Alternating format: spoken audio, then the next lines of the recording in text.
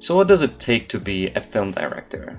A film director is a person. It's very hard to define the specific job because the job of the director is quite unique. So let's first jump into the pre-production. Pre-production is a period of time before you start filming the movie. During the pre-production period, the director and the whole team assembles to prepare absolutely everything so that they could comfortably start shooting the movie. But during the pre-production, what does the director do? Let's take in this case big movies like Hollywood movies. Let's take an example of James Cameron. When James Cameron was filming Avatar, one of the things, for example, he did is he wrote an actual language on which Avatar and these blue people actually speak on, which you can imagine was probably quite difficult. So then I wrote the script and we developed the world and the characters, the creatures and all that sort of thing, and kind of in the normal manner. It took us about a year just to bring it all to life through the artwork and so on, get it cast and get into it.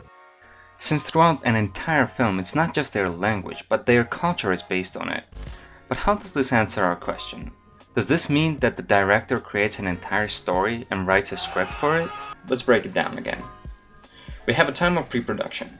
In a lot of cases, a director chooses a script or a producer comes to a director and tells him, "Hey there, handsome, this is the script and you're gonna make a movie out of it." Well, what if I don't want to do a movie out of this script? You can't really choose anything, because you are in an industry where we tell you what to do.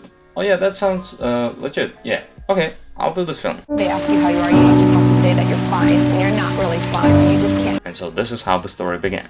Basically, the screenplay is taken, and then either the director works with the screenwriter who wrote the script, or he actually hires another screenwriter so that they could change some things and make this movie actually possible to film. In some cases, movies like this don't turn out very good because the directors are actually forced to do a movie about the script that they don't really like or connect with, or sometimes they actually turn out pretty good. So, besides the fact that the director needs to work with the script, he also has to do a ton of other things, like working with the production designer to design how the film actually will look like, how the props will look like, how the costumes will look like. Everything that is connected with the visual representation of the world that the director wants to create. Next, he also works and deals with the producers, because a lot of the times producers don't really give a big room for the director to do what they want to do, so the director has to deal with them. Let's take an example from an interview of David Fincher.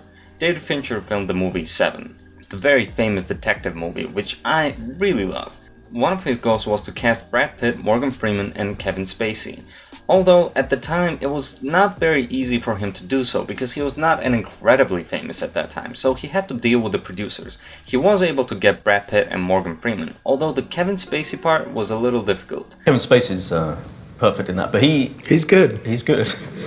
He's good. But you nearly couldn't afford him, is that right? Like he was kind of an expensive. So one day, when David Fincher and Brad Pitt were having a conversation, Brad Pitt asked about Kevin Spacey. He asked whether or not he's going to be in the movie. So Spacey came in and read and killed it, and we were like, Spacey's the guy we should get, and New Line said his quotes are too high.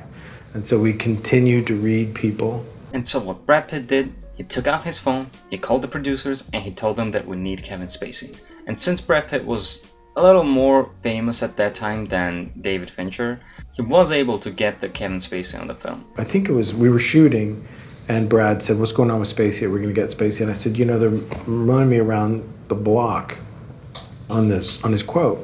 And he said, "F that." And he got on the phone and he was like, "You got to get Kevin Spacey." And they all said, "Oh, of course, that's a great idea."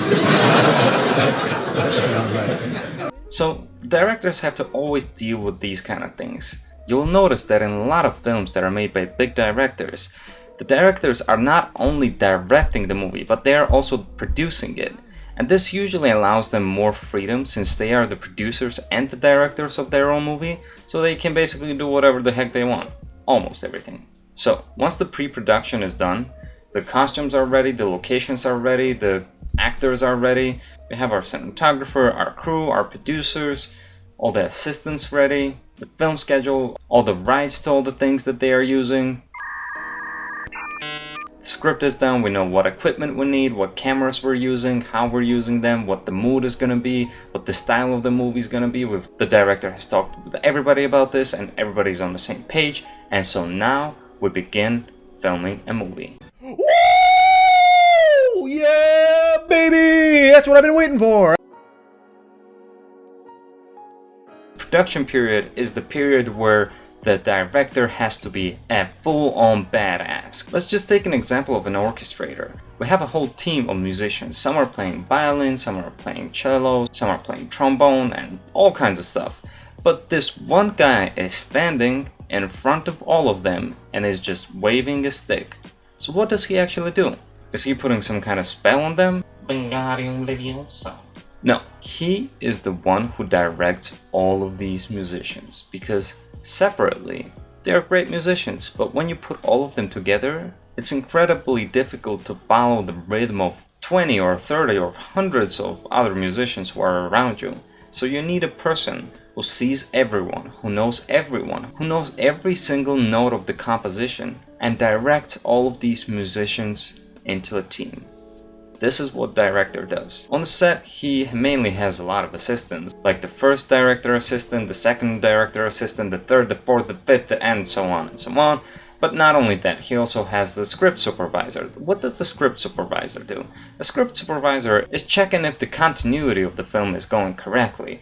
If you watch closely during the scene with the Velociraptor, you may notice an out-of-place hand. In the first Pirates of the Caribbean film, you can clearly see a crew member over Jack Sparrow's shoulder. We're just saying that some script supervisors or editors could have done their jobs just a teeny bit better. All the mistakes and the errors that you see in the film, like someone is wearing a t-shirt and then in another shot he's not wearing it anymore, that's the freaking problem with that script supervisor, because they didn't see it. So it's not the director's fault, or we can say it's somebody's fault, but let's not put fingers on someone. Anyways, we have all of these assistants, and so what does a director do? He goes through everything, mainly first with actors, because they are the lead people who basically you depend your life on so that the movie comes out good.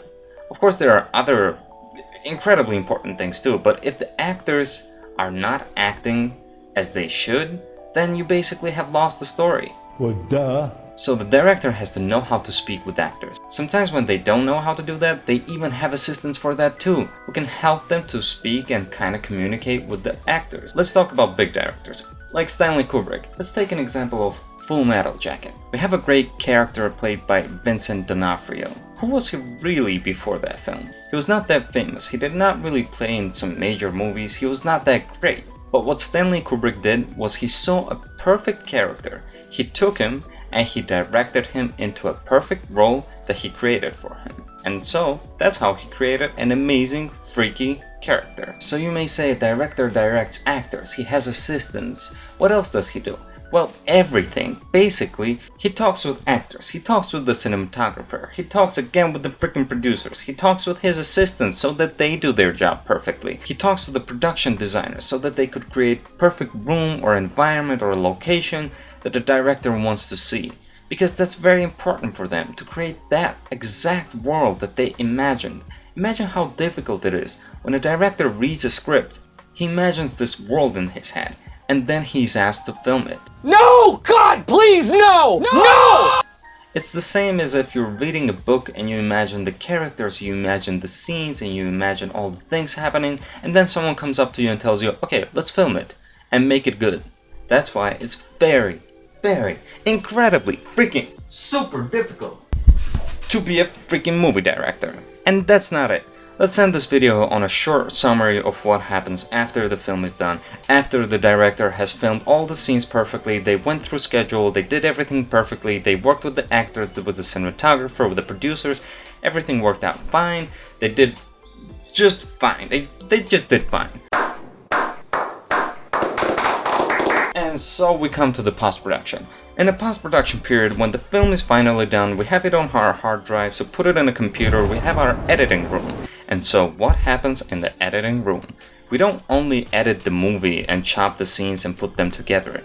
We do special effects, we do color correction, we do sound mixing, we do sound designing, we create music. The music might be already created for the film, but we still have to perfect it in the editing room so that it fits exactly perfectly in the scene just like we imagined it. And so how do we all assemble this? A director freaking sits again with a single each person and goes through everything again. There's even a tiny clip on YouTube where Jon Favreau, the director of the Iron Man, sits with the editor and he works on the visual effects of the assembling of the Iron Man suit. Looking good. And Dan extended it? Yeah, And we see how tiny things are just moving on the body of the Iron Man, and he kind of like moves these things, you know, when he's assembling his like feet and stuff like that. There's your little ribs moving. All right. Let's see that again. And he thinks about how much time should it take for the piece of metal to come close to his leg. Yeah, we got to rack down. I want to see under the floor a little bit too, because that helps. Well, they also added, what I That. like is the heels, you know, that we had on the Mark II as well. The thing I think that makes the biggest difference is they have the arm actually operating the screw. Yeah, I think right And that one too, there's one on the right there. Yeah. As we go up, just take it a few frames forward. That thing's coming off of there. I almost want that to linger a little bit more so we see that. It's almost happening out of The frame. gantry arm. It is happening on the frame. So we should just delay that when that piece comes out. That basically shows that the director is thinking about everything, and that's how it's supposed to be. They have to be thinking about every single thing that is happening in the editing room, on the set, on the pre-production. They're just basically machines. Because as I said, it's incredibly difficult to be a director. You have to read, you have to know everything, you have to talk with people. You just have to be amazing at what you do. To sum up everything, the director does everything. So during the pre-production, he works with the whole team to create exactly the image of the world that he has just imagined in his mind that he wants to film. During the production, the director becomes an absolute beast, so he orchestrates the whole team and he helps everyone to understand what he actually wants to create, how he wants it to be filmed, how he wants it to look, how he wants it to sound, and so on. And in the post-production, he sits with the editors, works day and night to create exactly the pattern of the scenes that he wanted to create and what he planned in the pre-production and what he shot on the production. And now he sits in this editing room, dim lights, everything is cool, sipping something, I don't know, water, and they basically work to finish the product that they have so long worked on. That's basically it. So if you want to become a director, that's what you gotta do. You have to spend your whole life devoting yourself to this job, and that's it. Hope you enjoyed it. If you did, then please like and subscribe, and I'll do more videos like this or whatever you want me to do. Something connected with movies, with arts, we can just talk about anything.